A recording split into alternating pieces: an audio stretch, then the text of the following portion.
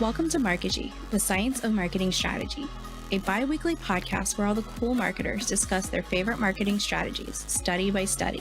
On this show, we feature marketing risk takers who believe long-term wins for the customer equal long-term wins for the business too. How? Human-led marketing, the combination of where science, creativity, and strategy meet, or as we also like to call it, Markigy. Let's break down the marketing trends, myths, and methodologies together. I'm your host, Leanne Dalweimer. Let's go. On this episode of Markigy, we'll be discussing one big takeaway from marketing in 2022. It's creating demand generation from start to finish throughout the entire buyer's journey. And why? Tamara Kitic Yaravoy, Director of Demand Generation at Vena Solutions, account-based and revenue marketing leader and angel investor, will tell us what to put into place to make this strategy a reality, when it does and doesn't work, and how to make this strategy one you bring into your own organization, improving outcomes for your business, customers, and everyone involved. I'm Leanne Dalweimer, and I have Tamara Kitic Yaravoy joining me. And today we're going to talk about successful demand gen. Let's start off with just hearing more about you. Hi, Leanne. Thank you so much for having me on your show. Thanks for joining me. Yeah. Could you tell me a little bit about kind of who you are and your background and what you're up to? Yeah, I am currently a director of demand gen at Vena Solutions. I have been in B2B SaaS, I would say, for the last 5 so years for sure. I'm like going down the memory line and counting. I was like, I don't know if this is accurate. But yeah, I thrive in a B2B world, love SaaS for all kinds of good reasons. And started really my career in digital agency, which to be honest, that became like a backbone of my career. And then I have been trying like within performance marketing and demand gen, I was kind of bouncing back and from there tried some like B2C play at some point and got back to B2B and never left B2B since then. So that's really the shortest answer I can give you how my timeline looked like. It's always interesting to hear about people's different experiences and where their preferences lie. And so today, what you're working on mostly is demand gen. And so to you, what does a successful demand gen team look like? Yeah, that's a great question. I was fortunate to be part of. I'm still fortunate, right, to be part of Vena, and like also Meltwater. And the way how we were structuring the team is basically we would think about it from top to bottom of the funnel, right? So we'll have top of the funnel a team member that or top leaning into middle. At Meltwater, that was our head of content. And on the other side, on the bottom of the funnel, it was me from a demand standpoint, so middle and bottom of the funnel. That was kind of the structure. However, I just want to like emphasize the story didn't really stop at the MQA or MQL. We would lean into like all 6 stages of sales. And I think that's where like what makes it all successful. At Vena, we have something similar. When I was interviewing like 6-7 months ago, I wanted to understand the structure, and this is kind of the structure that I also have at Vena. We have top of the funnel, which is my peer on the digital side, and he kind of leans in the middle, and then I take it over from middle to bottom of the funnel, and then I lean into 6 stages of sales. That's really how that looks like today. Great. And then, so where does it split? Does it split? It doesn't. And when you say split, are you referring to sales and marketing? Yeah, sales and marketing and demand gen in the journey. So, you've got your demand gen actions at the front. And then, one of the things that I feel like sometimes people assume is that as soon as it's into sales, there's like a wall. No. And that's it. It's just sales problem. Well, how do you see it? What is your take on this?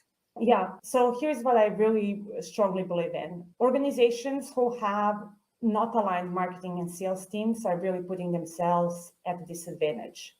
That's one for all kinds of business reasons, right? Two is more helping.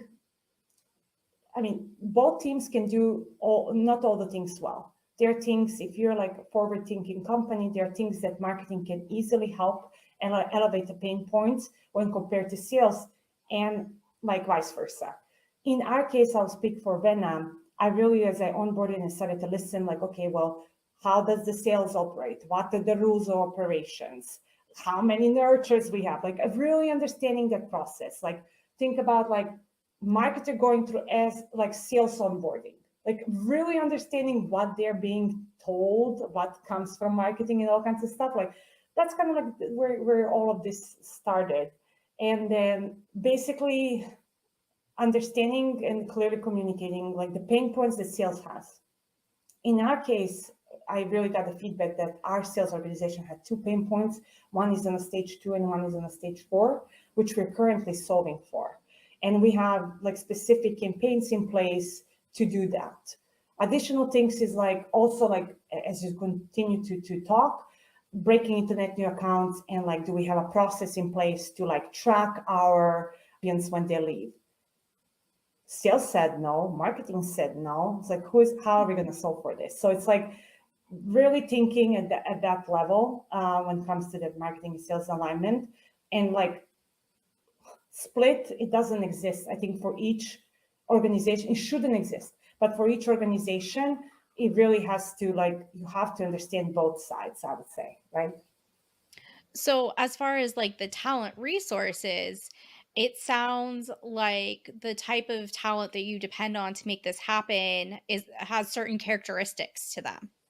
Yes, very much so. In order to be successful with marketing and sales alignment, you are required to have both marketing people who are really kind of like leading into sales or thinking, like almost like they have a little bit of sales person in them. I define myself like that, which is why I'm always successful aligning sales and marketing, and enjoying the process of doing so, being their peer, winning with them, and them also winning with us. So that's one, investing in talent that's willing to lean on sales and has that mentality, right? And the second thing is also on the sales side. When you're thinking about hiring a big roles, VP of SDR or a VP of sales, or breaking it out into directorial levels, they also have to be eager or have done it before, like worked with marketing on new experiments, understanding marketing holistically, like why does that help me in my role? So those are the type of people you should be hiring to really like make this successful. Yeah, I agree a lot. And I think that having the experience or just the insight into what the salesperson's needs are helps everybody towards that mutual goal. Yeah. And so when we're looking at like the strategy of this following demand gen throughout the entire funnel, because that to me is what it sounds like you're doing when you're organizing the team and having it fit within the organization. Mm. And how does this fit in? Like who does everyone ultimately report to? What what is the framework, I guess? Yeah, I'll take it to a very like high level, I guess I would say. I always envision, or these days in forward thinking companies, if that's even the right word here to use, having like a revenue team that revenue teams reporting to. That could be marketing, sales, CS. And why is this important? It's important because that revenue team, let's say CRO that they report into, has autonomy over like and no bias towards the information that's being shared from the three different groups, right? Then you can make educated and not biased decisions, business decisions, without emotionally hurting anyone, because they're kind of like independent. They're just like seeing the facts of what teams are like reporting to, and that helps unify everyone from a revenue standpoint. It gives a clear direction, also focus, right? So and that translates down into sales, marketing, and CS.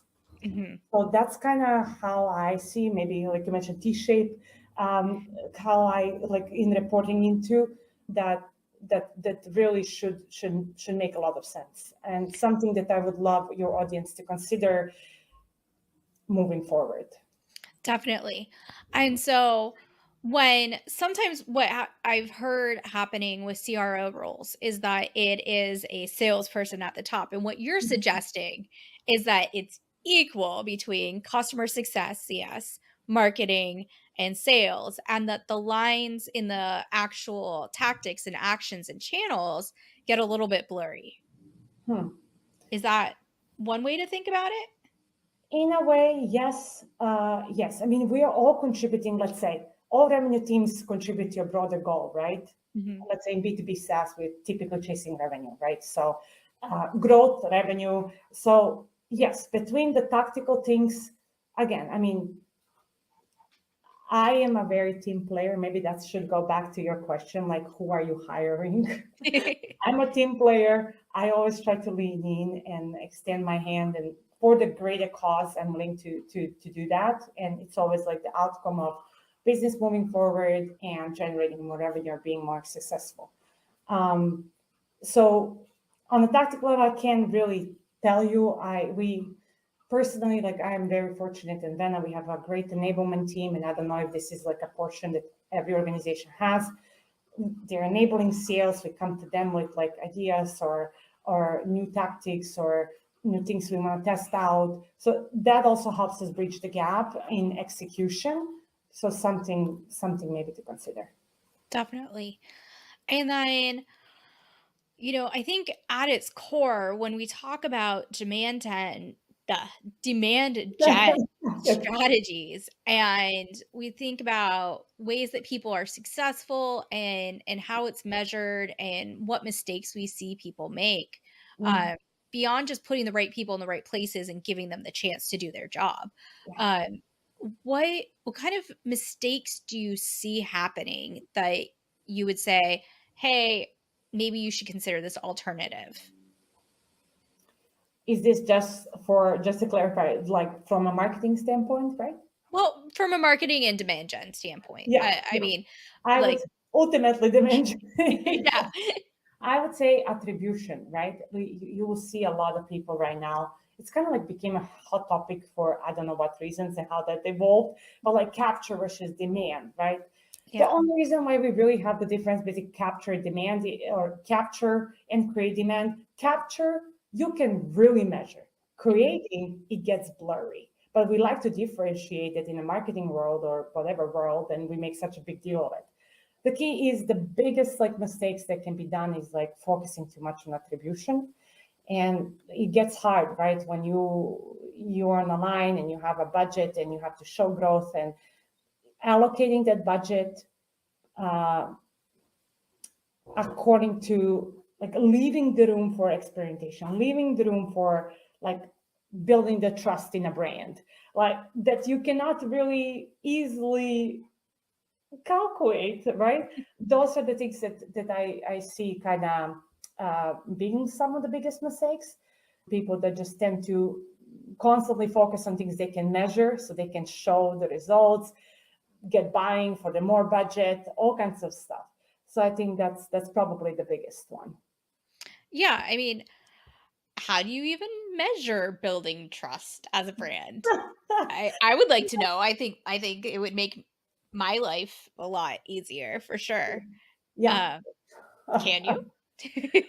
This is something. I mean, this is something that I'm trying to learn. There are a lot of these brands that we are as marketers aware of, that we admire and enjoy, but somehow in this process they build this trust. And I have bits and pieces of like, okay, thought leadership. They produce the top of the not top of the funnel, but like they're thoughtful, or maybe just like I don't want to say thought leadership content, more like they had their own data and made reports out of it, like building the trust in the industry. So there's all these little nuggets, but I'm mapping it all out or trying in my head to really understand like how do you do this effectively. But if anyone does, please, like if you have any resources on this side, this is the hot topic for me right now that I'm trying to do or learn. So send them my way. One, and two is it's very, really, it's big. I can elaborate further, like why I'm currently learning about trust and how why brands should be building a trust. Eventually, it's a big thing about sales and marketing alignment, right?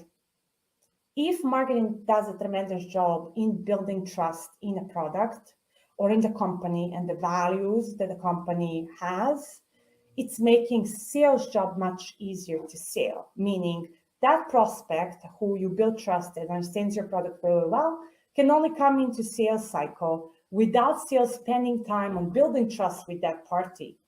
But instead, they can all like start focusing right away on value prop, like pain points that you're trying to solve for that prospect. So by building a trust, like that's that creation of demand, right? How do you create demand for a brand, but also elevate the trust? You're also solving a big pain point for sales team as well, which is like you're giving them somebody who really understands the brand, knows a lot about it, and trusts the product. That product will solve the pain point that they have. So I think that's why it's very, very important, but it also makes sales cycles probably shorter. It solves for a lot of things. Yeah. I mean, the thing about trust is that building trust is so inherent to having a successful company and coming to understanding your customer and their needs is really where you either build trust or you break it.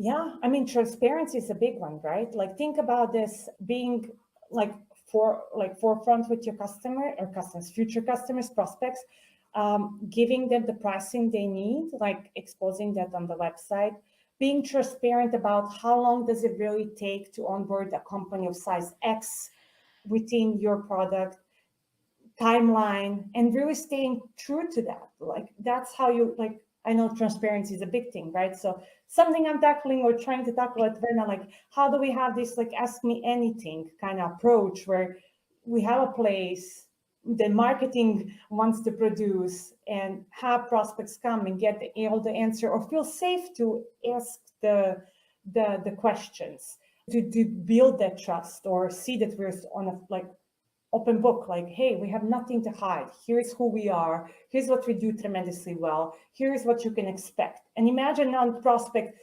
checking all of that and then coming to sales. And you're like, golden. Like they really, sales doesn't shouldn't answer those questions if you're forefront and open about all of these things.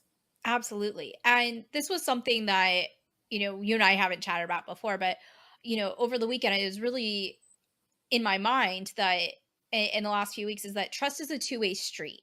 And we're asking these customers to connect with us and we want them to trust us. And when we're transparent, we're showing that we trust them in their judgments, in their needs to come to us and us work together. And it turns into a teamwork and collaboration Yes. instead of, kind of this greedy, I need all of your trust now. Like, no, that's not how it works. That's not how people Yeah. work. Yeah. No, no, not necessarily. Yeah, you hit it right. I don't think I have anything to add. It's more like really just being transparent and you emphasizing, yes, it's a two-way street. Absolutely. That's how it works. Like that's that person to person marketing, right? Like treat them Right. their person. And you might be a brand, but you're standing behind that brand, right? So it takes a lot. Absolutely. And so if I were to kind of push your buttons a little Yeah. about demand gen, and so, we've talked a lot about leaning into sales and things like that. Now, tell me what part of continuing it through the funnel makes sense to you and why you're so passionate about it. Hmm. Hmm. Hmm. Hmm. Let me see. It's like on a sales side fully or just starting from the top to bottom? Just when we first met, we Mm-hmm. talked we talked about how you approach demand gen, and that's kind of what I'm trying to pull from you, if you will, because I Yeah. loved what you said, and I really think that it should be shared, that you were saying that part of the reason why it's these you approach it from all the way through, was that there's demand to be created in every step. There's a lot of opportunities, let's say. I can speak for like Vena's case, like on the sales side, right? Yesterday was shared with me, like we have in stage 2, like I mentioned earlier, we have pain points of stage 2 and stage 4. Stage 2 is where it happens to like the value prop. So prospect either understands it or doesn't, but our team is currently like struggling to move them out of stage 2 in X amount of time. And our revenue team did inform us like how big that opportunity is, right? In terms of revenue being stuck that we can possibly gain, right? And understanding, okay, well, how many accounts can we help as a marketing team move down if we try to solve for this pain point? That's one. Second thing I can share, like on a stage 4 as an example, like, again, there's just so much of opportunity because those are already in a pipeline. You're just trying to shorten the cycle, right? And get that revenue faster. I think that's why I'm mainly so passionate about it. I mean, it starts from the top, but when you think about optimizing all of this, like evaluating opportunities, like how long is this opportunity? Like what's the average time it takes opportunity to be stuck at stage 2? And then you find the crazy number, right? Or like you come to stage 4, another pain point that we have is like that my team shared with us is like a lot of these prospects at that point ask for like reference calls. So imagine at stage 4, you are trying, the sales team is constantly trying to get our prospects on the reference calls and like arranging all of that for all these opportunities perhaps. So then I got back to my team. It's like, well, how can we solve for this? Is there digital we can do something? It's like, can we build a frequently asked question page where we kind of like line all these questions that typically sales gets and take all the customer stories that are video based and just chop content we have and answer for these questions. Will this work? We don't know, but we're trying to solve for it, right? Instead of constantly wasting the time for sales to try to get reference calls, all kinds of stuff. So those are just some of the examples. And I think I prioritize it in terms of efficiency. And I think as with the current economic, shift that we have in leaning into 2023, I think all the companies will be looking in a way to be more efficient with less of a budget.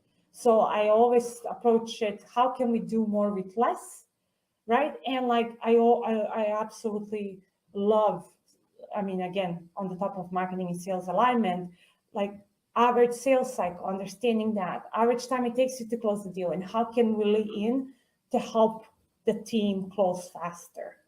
And when you start creating like programs like that and relationships, and you're really open to it, that you're really there to solve for it for the team, you don't worry much about attribution. Like right now, I'm not thinking how is marketing gonna attribute this help, right? No, like I'll help it, we'll figure it out, and then we'll make this happen. Like, how do we do it and report on this, right?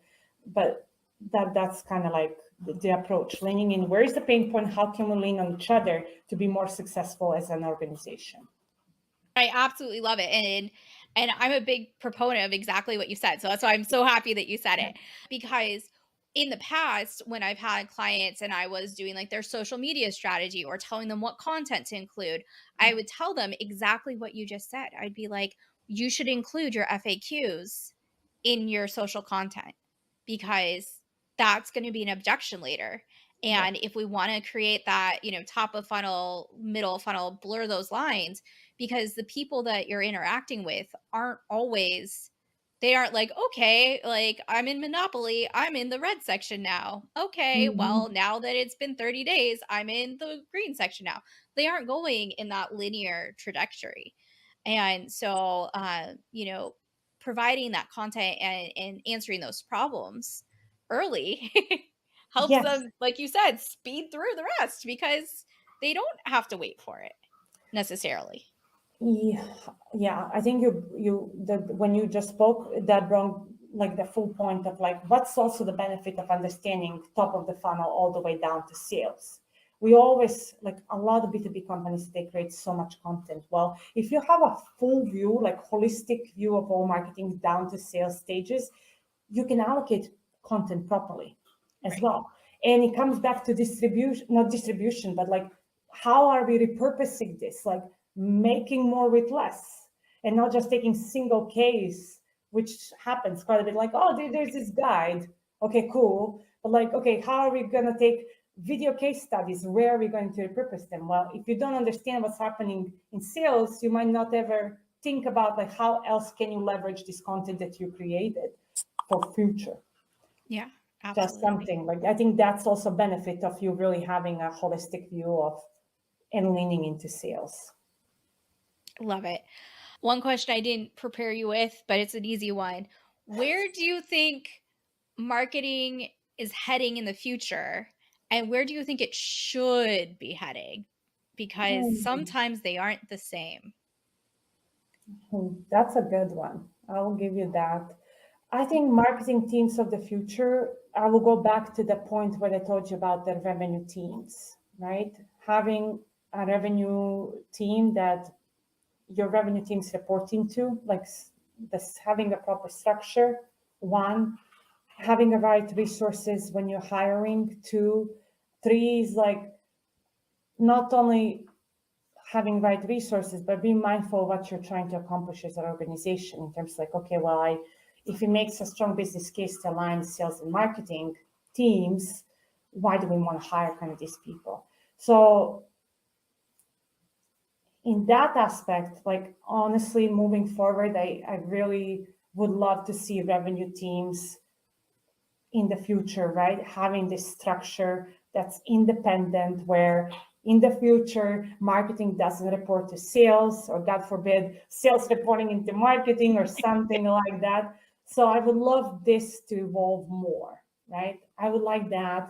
And I think efficiency, as I mentioned earlier, being that keyword that businesses will be striving for, being very focused, understanding where the business is in their like stage of development, all right, from product market fit and onwards, and creating the strategy in place, like go to market strategy, right? Yeah.